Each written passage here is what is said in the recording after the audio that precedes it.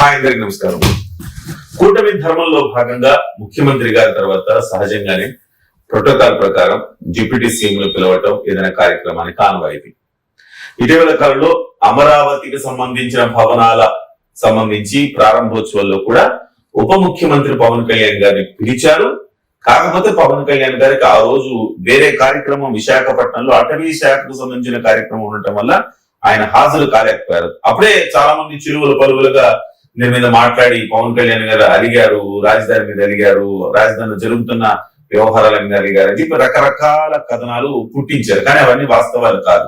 నిజంగానే పవన్ కళ్యాణ్ గారిని స్వయంగా మంత్రి నారాయణ గారు ఆహ్వానించినా కూడా మినిస్టర్ డిప్యూటీ సీఎం గారు వెళ్ళలేని పరిస్థితి.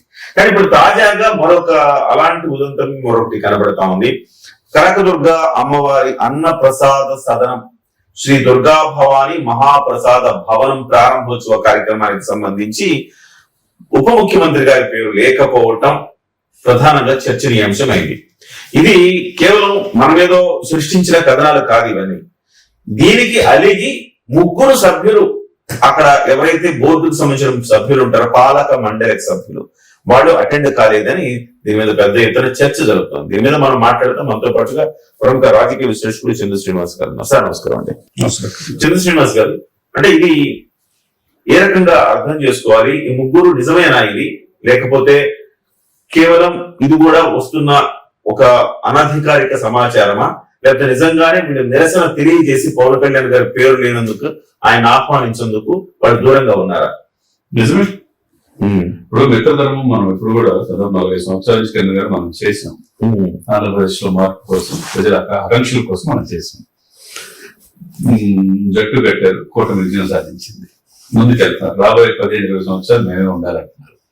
అన్నప్పుడు పవన్ మా వెనక్కి కాదు, పవన్ నా పక్కనే అని చంద్రబాబు నాయుడు గారు చెప్పిన మాట. ఇన్ని చెప్తున్నప్పుడు విజయవాడ నగర కేంద్రం ఇంద్రకీలాద్రి పర్వతం మీద అమ్మవారు ఉంటారు. ఈ రోజు శ్రావణ శుక్రవారం 11:32 మీరు అన్నట్టు అన్నసదనం ప్రారంభోత్సవం చేసేటప్పుడు ఏదో ప్రోటోకాల్ ప్రకారం ఆయన పాపం గాయమై 2 నెలలు రెస్ట్ తీసుకోకుండా తిరుగుతున్నాడు. సరే ఈ రోజు కేరళ వెళ్తున్నాడు, పక్కన పెట్టండి. ప్రోటోకాల్ ప్రకారం పేరేస్తే ఏమైందండి? మీరు చెప్పినట్టు మొత్తం చైర్మన్ తో పాటు 16 మంది బోర్డు మెంబర్స్, అవునా? 3 మాత్రం జనసేన ఇచ్చారు. ఆ ముగ్గురు కూడా మీరు చెప్పినట్టు ముగ్గురు ఎలాగా అంటే ఎంత అవమానం? పద్మావతి ఠాగూర్, రమాదేవి, వెంకటరమణ, ముగ్గురు బోర్డు మెంబర్స్ మా నాయకుడికి, మా అధినేతకి ప్రోటోకాల్ ప్రకారం ప్రాధాన్యత ఇవ్వలేదు, ఆయన పిలవలేదు, కాబట్టి మేము దీన్ని బహిష్కరిస్తున్నాం అని చెప్పి వెళ్ళాలి. ఆల్రెడీ ప్రారంభోత్సవం అయిపోయింది. చంద్రబాబు నాయుడు గారి దృష్టికి వచ్చి తెలిసి జరిగిందా, లేకపోతే ఆనందరావు నాయుడు ఏం చేస్తున్నాడు? మరి మిత్రధర్మం ప్రకారం ప్రభుత్వ కార్యాలయంలో చంద్రబాబు నాయుడు ఫోటోతో పాటు పవన్ కళ్యాణ్ గారు ఉండాలి అని చెప్పినప్పుడు, ఈ దేశ ప్రధాని మోదీ గారు పవన్ గారు తుఫాన్ అన్నప్పుడు ఆయన ఎంత సాక్రిఫైస్ చేసి చంద్రబాబు నాయుడు సీఎం చేసినప్పుడు మిత్రధర్మం పాటించాల్సిన అవసరం ఉందా? సంబంధం లేదు అనుకున్నారేమో అని ఒకసారి మీకు చూపిస్తాను. అంటే ఆనం రామనారాయణ రెడ్డి గారు ముఖ్యమంత్రి గారు, ఓకే. ఆనం రామనారాయణ రెడ్డి గారు అనే వ్యక్తి దేవాదాయ శాఖ మంత్రి.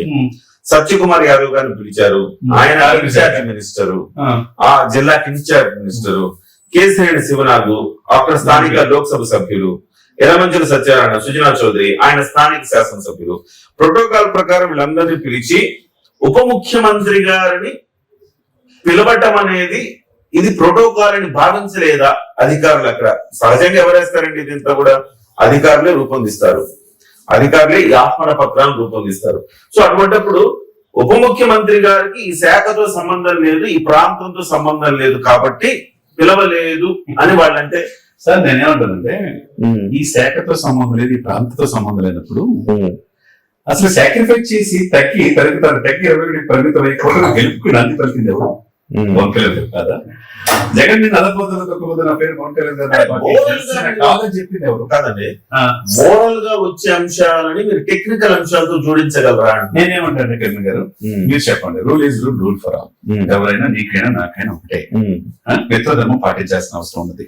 హిందూ సనాతన ధర్మం కోసం 100 కోట్ల మంది హిందువుల కోసం 80% పాపులేషన్ కోసం లడ్డు అపవిత్రం అయితే కాలినడక వెళ్ళి మొక్కు తీర్చుకున్న గొప్ప వ్యక్తి పవన్ కళ్యాణ్ గారు.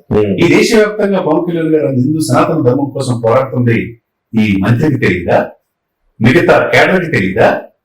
ఆయన హిందూ సనాతన ధర్మం కోసం ఇంద్రకీలాద్రి మీద అన్నదాన ఆ యొక్క భవన సదుపాయ సముదాయం ప్రారంభోత్సవానికి పిలిచే టైం లేదా? ఇదన్నీ కదా సార్, చెప్పండి. అదే అంటే నేనేమంటున్నానంటే ఇప్పుడు నైతిక విలువలు, ఆయనకు భక్తి ప్రపత్తులు ఉన్నాయి, హిందూ ధర్మం కోసం పోరాడతారు అనేది ఒక భాగం. రెండవది టెక్నికల్ గా నేను అడుగుతున్నా, టెక్నికల్ గా ప్రోటోకాల్ లో భాగంగా ఆయన పిలవాలా? ఆయన వచ్చినా రాపోయినా యాజ్ ఎ లామెన్ ప్రకారం చెప్తున్నాను సార్, లా చదువుకున్నాడుగా, ఆయన వచ్చినా రాపోయినా కోస్తాలో రాజధాని కొత్తవేటి దూరంలో ఇంద్రకీలాది పర్వతం మీద ఉన్న ఆ టెంపుల్ యొక్క ఇన్విటేషన్ లో పవన్ కళ్యాణ్ గారి పేరు ఉండాలి. ప్రోటోకాల్ ప్రకారం ఉండాలి. మరి అది లేదనేది ఎందుకంటే ముగ్గురు కూడా బోర్డ్ ఆఫ్ డైరెక్టర్స్ ముగ్గురు కూడా పోంది. మరి జనసేన ఇంకేం చేస్తారు వీళ్ళు? అంటే ఇప్పుడు వాళ్ళు ముగ్గురు పోలేదు సరే, కానీ అట్లీస్ట్ వాళ్ళు ఇది మా నిరసన ఇది అని బయటికి తెలియజేయాలి కదా. ఇక్కడ ఏంటంటే మీడియా ముందుకు ఎవరు రాలేదే. ఇక్కడ ఏమవుతుందంటే సార్, ఇతర ధర్మం రాబోయే స్థానిక సంస్థల ఎన్నికలు పవన్ కళ్యాణ్ గారు ఏమనుకుంటారు, ఆయన ఒప్పించకూడదు. నాయకుడు పాపం ఏమన్నా కానీ మాకు తగ్గుండే వ్యక్తి తనకు తను తగ్గించుకున్నాడు, ఇచ్చిపడతాడు, ప్రతి దాంట్లో తగ్గుంటాడు. కానీ ఒక స్టేజ్ లో కోపం వస్తే పవన్ కళ్యాణ్ గారు ఆ కోపం తట్టుకోలేదు ఎవరు. ఒక స్టేజీ నిత్యానందం పాటిస్తాడు అంతే.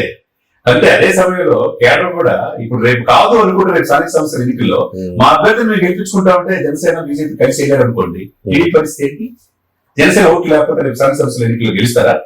ఆయనకున్న పంచాయతీరాజ్ గ్రామీణాభివృద్ధి నీటిపారుదలలో #1 ప్లేస్ వచ్చి ఈ రోజు పంచాయతీల్లో జనసేన అభ్యర్థులు పక్కా గెలుస్తారు, సాధ్యమైన స్థానాల్లో పోటీ చేయమని చెప్పి నేను కేరళ వెళ్తే చెప్పాడు. పోటీ చేయాల్సిందని చెప్పి పవన్ కళ్యాణ్ గారు చెప్పినప్పుడు పోటీ చేస్తారు. అదే సమయంలో మీరు మిత్రధర్మం పాటించకుండా తమ నాయకుడిని తమ అధినేతని ప్రోటోకాల్ ప్రకారం పిలవనప్పుడు, ఆ పేరు ఇన్విటేషన్ లేనప్పుడు అయిపోయిన తర్వాత ఏం జరిగింది చేయమను, ఏమైంది ఇవ్వు, ఎందుకు ఇట్లా చేశారని చెప్పి రామనారాయణ రెడ్డి చెప్పినట్టుగా. అంటే సహజంగానే ఇప్పుడు అంటే నాకు తెలిసి ఇప్పుడు జస్ట్ ముఖ్యమంత్రి చంద్రబాబు నాయుడు గారు ఉన్నారు అనుకోండి, ముఖ్యమంత్రి చంద్రబాబు నాయుడు గారు లేకపోతే తెలుగుదేశం వాళ్ళు ఈ రకంగా మీరు పవన్ కళ్యాణ్ గారు ఫోటో వేయొద్దు, ఆయన ఇన్విటేషన్ ఆయన పేరు వేయొద్దు, ఆయన ఆహ్వానించద్దు అని చెప్పరు కదా. ఈవెన్ రామనారాయణ రెడ్డి గారు అనేది చెప్పరు కదా. అధికారంలో లోపం ఉండొచ్చేమో కదా. అధికారులు కదా సార్, చూసుకోవాలి కదా సార్, చూడాలి సార్. ఎక్కడ మిగతా రాష్ట్రాల నుంచి కూడా దాదాపు 7 రాష్ట్రాల నుంచి ఇంద్రకీలాద్రి ఆమె కోసం వస్తారు సార్, మాల వేసుకుంటారు సార్, కనకదుర్గ అమ్మవారి కోసం. అందులో శ్యామ శుక్రవారం సార్, అవును ఆయన రాడా? అదే కనకదుర్గమ్మ గుడికి బొట్లు పెట్టి వెళ్ళలేదా ఆయన? అది తెలియదా పవన్ కళ్యాణ్ గారికి? ఆయన పిలవాలన్న ఇంగిత జ్ఞానం లేదా అనేది అందరూ చెప్తున్నమాట, మనం చెప్తున్నమాట. అది తప్పులేదండి. ఇదే ఇష్యూ కిరణ్ గారు టెక్కల్లో కూడా అచ్చెన్నాయుడు గారు కూడా చేశారు. అది పంచాయత్ రాజ్ ఇంజనీరింగ్ శాఖది రోడ్డు, బీటీ రోడ్డు. ఆయన పేరు మాత్రం 2 పేర్లు వేసుకున్నాడు. సాక్షాత్ ఆ శాఖ మంత్రి పేరు లేదు, ఫోటో లేదు. పేరు ఉంది కానీ ఫోటో కూడా లేదు. ఆయన ఫోటో మాత్రం వేసుకున్నాడు. అది మిత్రధర్మా చెప్పండి?